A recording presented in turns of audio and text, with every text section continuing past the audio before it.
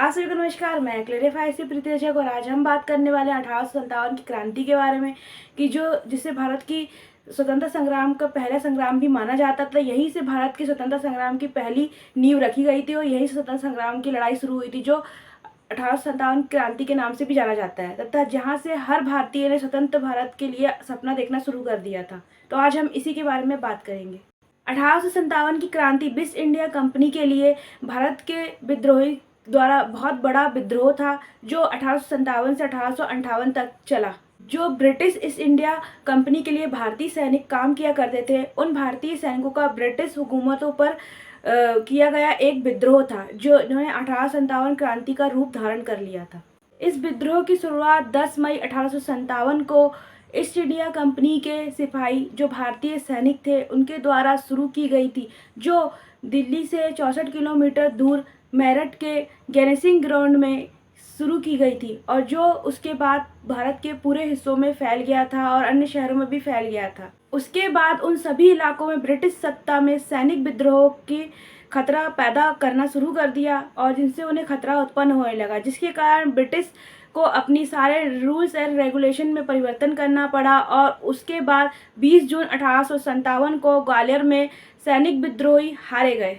लेकिन इसी सिपाही विद्रोह 1857 को भारतीयों का पहला स्वतंत्रता संग्राम भी माना जाता है, जिससे हर भारतीयों के मन में आज़ाद भारत के सपने को जगा दिया था और हर भारतीय को आज़ाद होने के लिए विचार मन में आ गया था। जिसके बाद कई ऐसे आंदोलन और लड़ाइयाँ की गई, जिसके बाद कई ऐसे प्रयास किए गए और उसके बाद भारत आज़ाद हुआ था अंग्रेजों से। शुरुआत होती है 1612 से, जब ब्रिटिश ईस्ट इंडिया कंपनी ने 1612 में व्यापार के उद्देश्य से भारत में ब्रिटिश ईस्ट इंडिया कंपनी की स्थापना की। और उस समय उनका उद्देश्य केवल भारत में व्यापार करना था और भारत की फैक्ट्री क्षेत्रों में ईस्ट इंडिया कंपनी द्वारा प्रबंधन करना था सारी सामग्रियों का। लेकिन उसके बाद जैसे जैसे समय बीतता गया, धीरे धीरे ब्रिटिश पूरे भारत में अपना कब्जा फैलाने लगे और सभी जगह पे, सभी भारत के सभी हिस्सों में अपने आदमियों को उन्होंने फैला दिया और धीरे धीरे वे पूरे भारत पे कब्जा करने लगे। और जिसके बाद राजवंश और मुगल वंश को भी उनके अधीन होना पड़ा और उन्होंने मुगल वंश और राजवंश की गद्दी पर भी और सत्ता पर भी अपना अधिकार कर लिया। उसके बाद कई राजा और मुगलों के द्वारा ब्रिटिश के साथ कई युद्ध भी हुए, जिसमें जीत ब्रिटिश की हुई और मुगल और राजाएं हार गए। और जिसके बाद पूरी जगह पर ब्रिटिश का कब्जा हो गया और वो हर जगह अपना हस्तक्षेप करने लगे, भारत के हर क्षेत्र में अपना हस्तक्षेप करने लगे, किसानों से लगान वसूली करने लगे तथा राजवंशों और मुगल वंशों से सारे सत्ता खत्म होने लगी और उनके भी नियम और रूल रेगुलेशन को वो लोग अपना हस्तक्षेप करने लगे। हर जगह पर अब अंग्रेजों का ही कब्जा हो गया था और ब्रिटिश अपना धीरे धीरे पूरा शासन फैला लिया था इंडिया पे और इंडिया की एक प्रकार से इंडिया पे उन्होंने अपना कब्जा जमा के उसके राजा ही ब्रिटिश बन गए थे। इंडिया में इतना ज़्यादा अंग्रेजों का दबाव हो गया, हर जगह पे हर क्षेत्र में अंग्रेज अपना दबाव बनाने लगे कि भारत के रूल रेगुलेशन हर चीज़ लॉ वगैरह भी अंग्रेजों के द्वारा फॉलो होने लगी।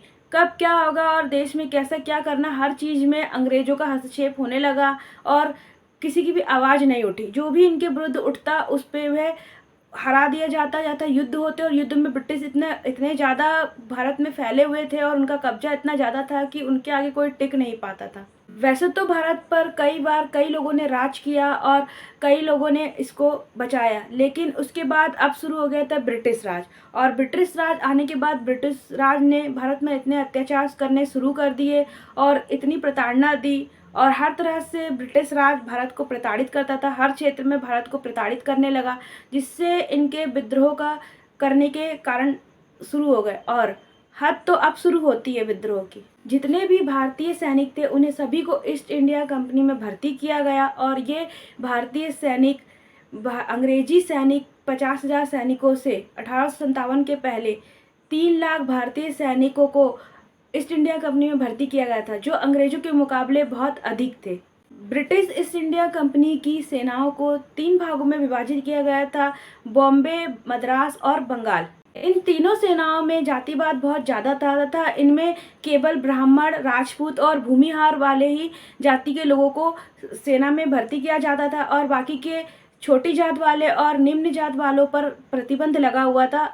जातिवाद का इतना भेदभाव होता था कि उसके कारण 1855 में निम्न जाति के लोगों को सेना में भर्ती के लिए प्रतिबंध लगा दिया गया था विशेष प्रकार से। ब्रिटिश से विद्रोह के कई कारण थे, राजनीतिक कारण थे, जाति कारण थे, आर्थिक कारण थे, तत्कालीन कारण भी थे और लॉर्ड कर्जन की रूल्स और नियम वाली पॉलिसी के भी कारण थे और सबसे ज़्यादा जाति भेद का कारण था। और लेकिन एक जो मेन कारण था वो बहुत बड़े क्रांति का रूप धारण किया 1857 की, जिसके बारे में हम आज बात कर रहे हैं। हम सभी को पता है कि ब्रिटिशों ने भारतीयों पर बहुत ही ज़्यादा अत्याचार किए, साथ ही वहाँ पे जातिवाद बहुत ज़्यादा चला करता था और उन भारतीयों के मन में ब्रिटिशों के प्रति बहुत ज़्यादा आक्रोश तो पहले से ही बसा हुआ था। यहाँ तक कि सैन्य बल जो सैनिक थे उनके साथ भी उनकी पदोन्नति में भेदभाव किया जाता था, धर्म और जाति को देखकर ही उन्हें पदोन्नति और अधिकारी बनाया जाता था, जिसके कारण सैनिक बलों में भी बहुत ज़्यादा ब्रिटिश के लिए आक्रोश भरा हुआ था और बहुत ज़्यादा विद्रोह की भावना पहले से थी। हद तो अब हो जाती है जब एनफील्ड राइफल ब्रिटिश द्वारा सैनिकों को दिए जाते हैं और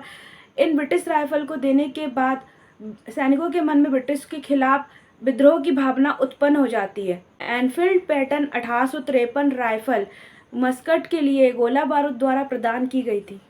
ये राइफल मिनी गेंदों को दागती थी जो कि पहले की बंदूकों की तुलना में बहुत अधिक मजबूत थी और इन राइफलों में कागज के कारतूसों का उपयोग किया जाता था जिसमें पहले से ग्रीस लगाकर रखी जाती थी।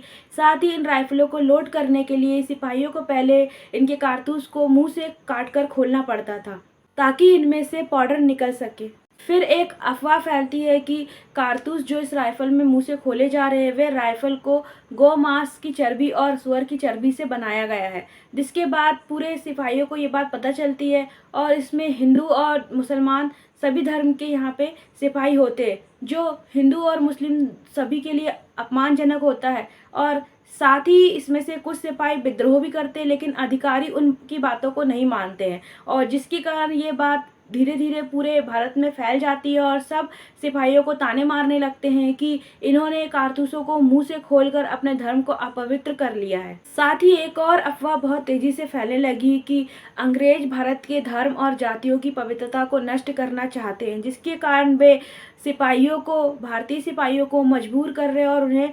जाति और धर्म के लिए उनके कोड को तोड़ने के लिए उन्हें कारतूस मुंह से खुलवाया जाए जिससे उनका धर्म अपवित्र हो जाए। साथ ही ये भी बात सब जगह फैल गई कि सिपाहियों को मुंह से कारतूस खोलने के लिए मजबूर किया जा रहा है और जब ये बात सच निकली तो सारे भारत में अशांति का माहौल हो गया और विद्रोह की लड़ाई छिड़ना शुरू हो गई।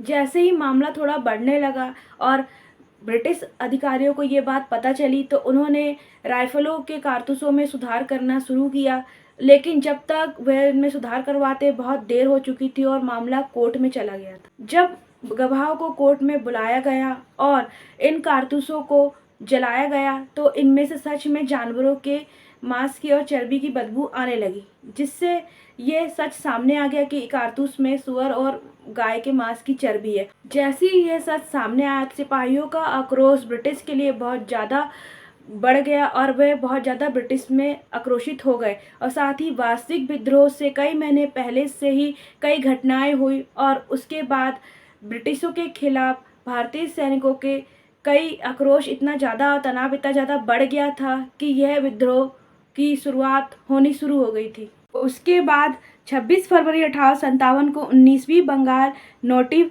इन्फैंट्री BNI रेजिमेंट, जब BNI द्वारा ये बात सिद्ध हो गई कि गाय और सुअर की चमड़ियों कागज से लपेटकर नए राइफलों के कारतूस को जारी किया गया है तथा और जिसे मुंह से खोलने पर भारतीय सैनिकों के धर्म और उनके भावनाओं के साथ प्रभावित किया गया तथा उनके धर्म को आहत किया गया है। उसके बाद भारतीय सैनिकों के जो अधिकारी थे वो भी उनके समर्थन में आने को तैयार हो गए, लेकिन उसके बाद कुछ बातचीत के बाद उन्होंने भी अपना समर्थन पीछे ले लिया और ये मामला टल गया।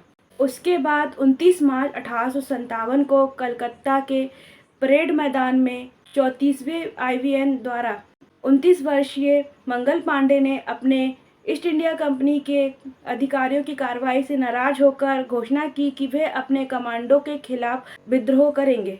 जैसे ही मंगल पांडे ने विद्रोह की घोषणा की उसके बाद 10 मई 1857 से 1858 तक यह विद्रोह शुरू हो गया और ये विद्रोह बहुत ही बड़े रूप में, बहुत ही बड़े स्तर पर होने लगा। इससे बहुत लोग जुड़े और ये विद्रोह चलता रहा।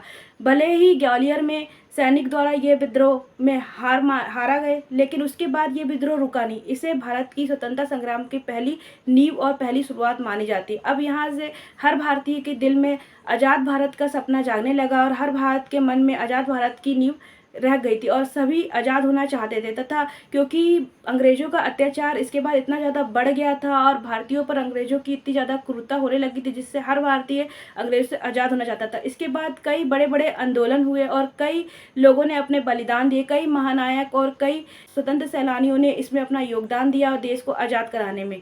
और एक दिन भारत आज़ाद होता है। लेकिन जब अंग्रेज जाने लगे तो उन्होंने डिवाइड एंड रूल्स पॉलिसी को यूज़ किया, जिसमें उन्होंने कूटनीति का यूज़ किया, जिसमें भारत में कई दंगे प्रसाद हुए, खून खराबा हुआ और भारत के दो हिस्से हो गए, हिंदुस्तान और पाकिस्तान। और उसके बाद 15 अगस्त 1947 को भारत देश आज़ाद होता है, कई कुर्बानी और बलिदान देने के बाद। अतः 1857 की हमारी ये थ्योरी यहीं पे ख़त्म होती है। अगर आपको हमारा ये वीडियो अच्छा लगा हो तो प्लीज़ हमारे चैनल को सब्सक्राइब कीजिए। जब तक के लिए जय हिंद, जय भारत।